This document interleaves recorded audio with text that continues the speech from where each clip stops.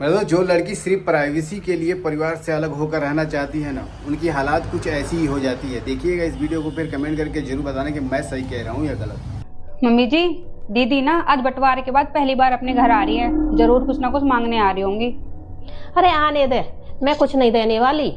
और मैंने तो पहले ही बोल दिया उससे कि अपने घर में ना सोच समझ कर रहे।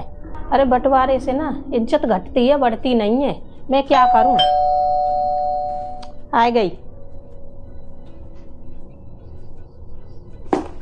बंटवारा क्या हो गया है मम्मी, तबाही छा गई है। ना तो एक मिनट काम से फुर्सत है और ना ही किसी चीज की सुख सुविधा। मम्मी जब मैं यहाँ से जाऊँ ना तो मुझे कुछ बर्तन दे देना। आपके यहाँ तो बहुत सारे बर्तन हैं। क्यों, तेरे घर में नहीं था क्या? थे मम्मी, कुछ चीज तो एक ही होती है ना। कुछ जिठानी के हिस्से में आ गई, कुछ मेरे हिस्से में आ गई, बाकी जो बची थी वो सास ने ले ली। मम्मी अब हमारा और उनका ना रिश्ता ही खत्म हो गया है।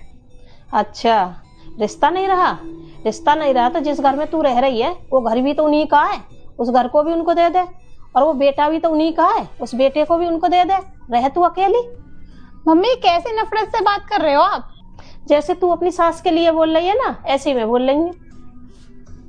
दीदी, मम्मी ये बात कह ही रही थी कि जब ससुराल में इज्जत होती है ना तभी मायके में भी मिलती है। लो दीदी, पानी पी लो। नहीं पीना भाभी, मैं ना अपनी जगह सही हूँ। हर रिश्ते में उतार चढ़ाव रहता है, लेकिन एक बात है ना मुझे अच्छे से समझ में आ गई, जब तक तुम्हारे पास पैसे हैं ना तब तक रिश्ते हैं। और आज मेरी स्थिति ना ऐसी हो गई है कि मांगने की नौबत आ गई, लेकिन मांगने से पहले ही ना रिश्तों में दूरियां बन गई। और अब मैं ना इस घर में तभी आऊंगी कि जब मेरे पास पैसे होंगे, और फॉर्मेलिटी के लिए आऊंगी कि मेरा भी मायका है। मम्मी जी, कुछ ज्यादा बोल दिया है क्या अपनी दीदी को? इतना गुस्सा होके चली गई हैं वो।